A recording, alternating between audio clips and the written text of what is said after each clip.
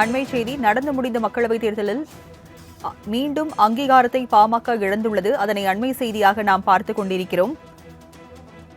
நடந்து முடிந்த மக்களவைத் தேர்தலில் 10 தொகுதிகளில் போட்டியிட்ட பாமக 4.23% வாக்குகளை மட்டுமே பெற்றுள்ள நிலையில் பாமக மீண்டும் தனது அங்கீகாரத்தை இழந்துள்ளதாக அண்மை தகவல் தற்போது வெளியாகியுள்ளது. இந்த முறை தேர்தல் வெற்றிகள் மூலம் பாமக மீண்டும் தனது அங்கீகாரத்தை இழந்துள்ளது. அதனை அண்மை செய்தியாக நாம் பார்த்துக் கொண்டிருக்கிறோம்.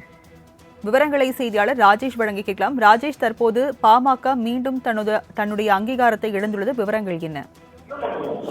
நடந்து முடிந்த மக்களவை தேர்தல் முடிவுகள் நேற்று வெளியாகி இருக்கிறது. தேசிய ஜனநாயக கூட்டணியில் பாமக 10 தொகுதிகளில் போட்டியிட்டார்கள். அதில் தர்மபுரியை பொறுத்தவரைக்குமே சௌமியா அன்புமணி இதில் போட்டியிட்டார். அதில் அவர் 2ஆம் இடத்தை பிடித்தார். மற்ற தொகுதிகளில் மீதம் இருக்கக்கூடிய 9 தொகுதிகளில் பாமகவை பொறுத்தவரைக்கும் 3ஆம் இடத்தை பிடித்தார்கள்.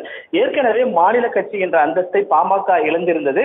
ஒவ்வொரு முறையும் தேர்தல் ஆணையத்திற்கு கடிதம் எழுதி அவர்கள் அந்த சின்னத்தை, மாம்பழ சின்னத்தை பெறுவது வாடிக்கையாக இருந்தது. இந்த முறை மக்களவை தேர்தலை பொறுத்தவரைக்குமே அநேக இடங்களில் வெற்றி பெற்று மாநில கட்சி என்ற அந்தஸ்தை அவர்கள் பெறுவார்கள் என்று பாட்டாளி மக்கள் கட்சியை சேர்ந்த நிர்வாகிகள் மற்றும் அந்த கட்சியின் உறுப்பினர்கள் எதிர்பார்த்த நிலையில் தற்பொழுது மீண்டும் அந்த மாநில கட்சி என்ற அந்தஸ்தை அவர்கள் இழந்திருக்கிறார்கள்.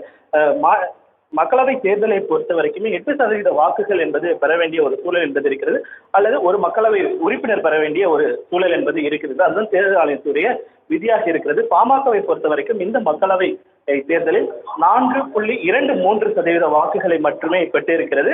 அதனால் மீண்டும் அது மாநில கட்சி என்ற அந்தஸ்தை இழந்திருக்கிறது.